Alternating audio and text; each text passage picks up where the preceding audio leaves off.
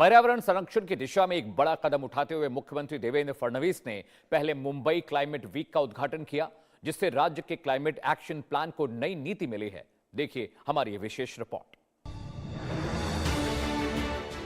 महाराष्ट्र के मुख्यमंत्री देवेंद्र फडणवीस ने 17 फरवरी 2026 को बांद्रा के जियो वर्ल्ड कन्वेंशन सेंटर में पहले मुंबई क्लाइमेट वीक का उद्घाटन किया। ये 3 दिवसीय आयोजन महानगर स्तरीय जलवायु संरक्षण के लिए भारत का पहला समर्पित मंच है, जिसका मुख्य केंद्र ग्लोबल साउथ है। इस अवसर पर मुख्यमंत्री ने जोर देकर कहा कि जलवायु परिवर्तन पर ठोस कदम उठाना आर्थिक प्रतिस्पर्धात्मक निवेश और रोजगार सृजन के लिए महत्वपूर्ण है। महाराष्ट्र औद्योगिक विकास और पर्यावरण संरक्षण के बीच संतुलन बनाने के लिए प्रतिबद्ध है। राज्य सरकार ग्रीन एनर्जी, इलेक्ट्रिक मोबिलिटी, कचरा प्रबंधन और तटीय लचीलेपन के माध्यम से अपने क्लाइमेट एक्शन प्लान को तेजी से लागू कर रही है। मुख्यमंत्री ने 2030 तक 84 गीगावाट स्थापित बिजली क्षमता हासिल करने का लक्ष्य रखा, जिसमें 51% से अधिक हिस्सा हरित स्रोतों से होगा। उन्होंने मुंबई को ग्लोबल साउथ के लिए क्लाइमेट फाइनेंस के प्रवेश द्वार के रूप में पेश किया।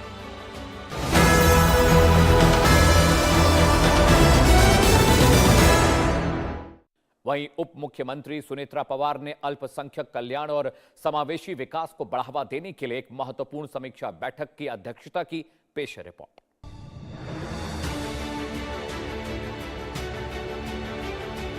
अल्पसंख्यक समुदायों के कल्याण के प्रति अपनी प्रतिबद्धता दोहराते हुए उप मुख्यमंत्री और अल्पसंख्यक विकास मंत्री सुनेत्रा अजीत पवार ने विभाग की व्यापक समीक्षा बैठक की। उन्होंने अधिकारियों को निर्देश दिए कि अल्पसंख्यक समुदायों के लिए आवंटित धन का वितरण निष्पक्ष, पारदर्शी और समान रूप से होना चाहिए। सुनेत्रा पवार ने अल्पसंख्यकों के सामाजिक, आर्थिक, शैक्षिक और सांस्कृतिक उत्थान पर बल दिया। उन्होंने छात्रवृत्ति, छात्रावास, ऋण योजनाओं और कौशल विकास कार्यक्रमों को त्वरित और प्रभावी ढंग से लागू करने के निर्देश दिए। अल्पसंख्यक युवाओं में बेरोजगारी दूर करने के लिए उन्होंने बड़े पैमाने पर कौशल उन्नयन कार्यक्रम शुरू करने की बात कही, ताकि युवाओं को रोजगार के बेहतर अवसर मिल सके। उप मुख्यमंत्री ने स्पष्ट किया कि सभी योजनाओं में पारदर्शिता और न्याय को प्राथमिकता दी जानी चाहिए, ताकि वास्तविक सशक्तिकरण सुनिश्चित हो सके।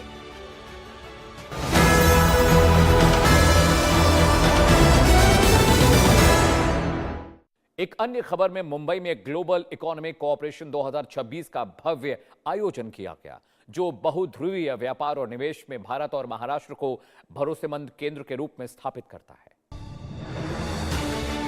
मुख्यमंत्री देवेंद्र फडणवीस और विदेश मंत्री डॉक्टर एस जयशंकर ने संयुक्त रूप से मुंबई में ग्लोबल इकोनॉमिक कोऑपरेशन 2026 का उद्घाटन किया। मुख्यमंत्री ने भारत के विकास दर को गहरे संरचनात्मक सुधारों का परिणाम बताया, जो देश को वैश्विक व्यापार, आपूर्ति श्रृंखला और एआई जैसे क्षेत्रों में एक निर्णायक इंजन के रूप में स्थापित करता है।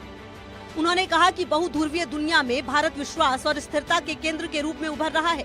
भारत आर्थिक संप्रभुता और आत्मनिर्भरता के साथ वैश्विक सहयोग को संतुलित कर रहा है।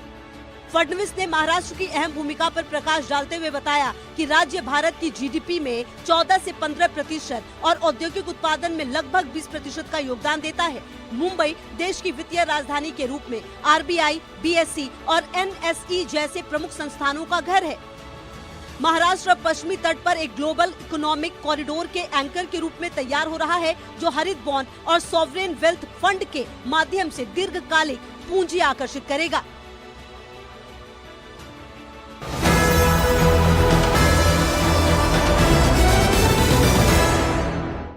इसी के साथ एमएमआरडीए ने उप मुख्यमंत्री एकनाथ शिंदे की अध्यक्षता में 48,000 करोड़ रुपए का ऐतिहासिक सरप्लस बजट पारित किया है, जिसमें मुंबई के बुनियादी ढांचे के विकास को प्राथमिकता दी गई है।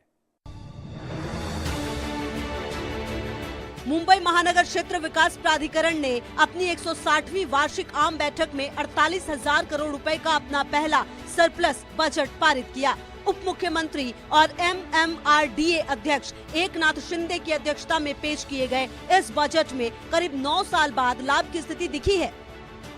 बजट का लगभग 75% हिस्सा मेट्रो, सड़कों, फ्लाईओवर और टनल जैसी बुनियादी ढांचा परियोजनाओं के लिए आवंटित किया गया है। उप मुख्यमंत्री शिंदे ने एमएमआर क्षेत्र में पानी की समस्या और ट्रैफिक की भीड़ को कम करने के लिए तत्काल कार्रवाई के निर्देश दिए।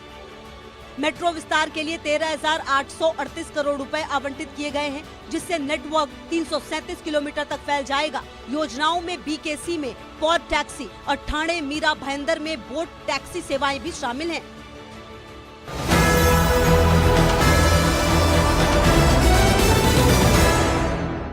और आखिर में मुख्यमंत्री फडणवीस ने नवी मुंबई इंटरनेशनल एयरपोर्ट पर 2,500 करोड़ रुपए के ऑटोमेटेड कार्गो हब का भूमि पूजन किया है। यह हब इस क्षेत्र में होने वाले निर्यात को नई ऊंचाइयों पर ले जाएगा।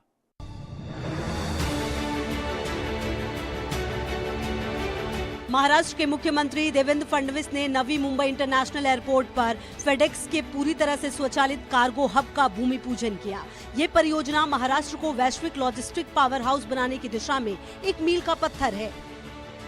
अडानी एयरपोर्ट होल्डिंग्स के सहयोग से विकसित ये सुविधा 3 लाख वर्ग फुट में फैली होगी, जिसमें 2500 करोड़ रुपए से अधिक का निवेश किया गया है। इसमें हाई स्पीड स्क्रीनिंग और अत्याधुनिक ऑटोमेटेड सॉर्टिंग जैसी सुविधाएं होंगी। ये हब भारत को दक्षिण पूर्व एशिया, यूरोप और अमेरिका से जोड़ने वाले एक क्षेत्रीय केंद्र के रूप में कार्य करेगा। इसमें इलेक्ट्रॉनिक्स, फार्मा और इंजीनियरिंग सामानों के निर्यात को बड़ी मजबूती मिलेगी। इस प्रोजेक्ट से लॉजिस्टिक क्षेत्र में 6000 से अधिक प्रत्यक्ष और अप्रत्यक्ष रोजगार पैदा होने की उम्मीद है, जिससे एमएसएमई क्षेत्र को भी निर्यात में बड़ी मदद मिलेगी।